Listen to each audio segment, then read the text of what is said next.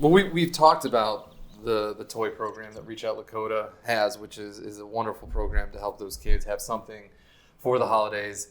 But not every family has kids, and toys aren't the priority this year. Maybe it's just having a nice meal. Mm-hmm. And Reach Out Lakota also does a holiday meal program. Tell us a little more on how that's, I guess, obviously we know how it's different, but how do we tell us more about that program? I think it's a nice way to kind of end the year with providing a nice supply of food to families. And so we have been doing this for a number of years, working with several groups where the families who've registered for the holiday food have come in, so we know how many families, how many kids, how many adults, and the individuals or groups will pick a family. Now they don't know a name. Sure. They have a number. They know how many adults, how many kids are in the family.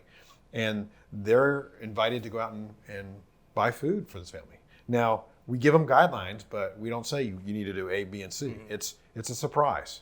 So these families go out and they buy food, they buy different products, put them in their boxes, number those boxes, label them with that code number. Yes. And then on a Saturday in December, those boxes get dropped off at a church that we use as our kind of our staging point. So, are you able to share which church? Yeah, it's Westchester Presbyterian Church, right next door. They're a great partner since the beginning of Reach Out Lakota. And so people will drive up all morning long, and they're dropping off the boxes of food. Mm-hmm. We have a host, a little army of volunteers who will get their two-hand truck, and they'll unload those boxes.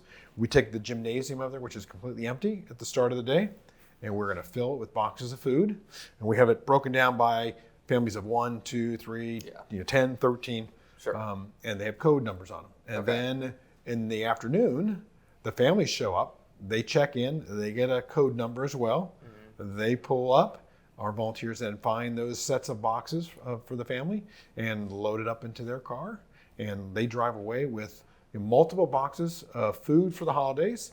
And it's not just for one meal, it's probably going to last several weeks. Good. That's awesome. And we don't know what's in them. It's always a kind of surprise to them, the families, and for us. But what we do is we're able to provide them with a large quantity of food right at the end of the year at the holidays. So let's go back. If you are a family that is in need of some food this year, you can't. It's not online. You have to come into the Reach Out Lakota during our open hours and register. Mm-hmm. Fill out a form. Let us know. Basically, it's how many people are in the family, how many adults, how many kids. Right. And then you're all registered to go. And they'll actually get a time. The way we do it is we send them a time. You can pick up your food on this particular Saturday at this particular time. Okay. And then if you are an individual, family, business, group that wants to donate or be on the other side of that, how do they go about doing so? The biggest way others can get involved is to make a donation. Go online and make a donation to our Christmas program.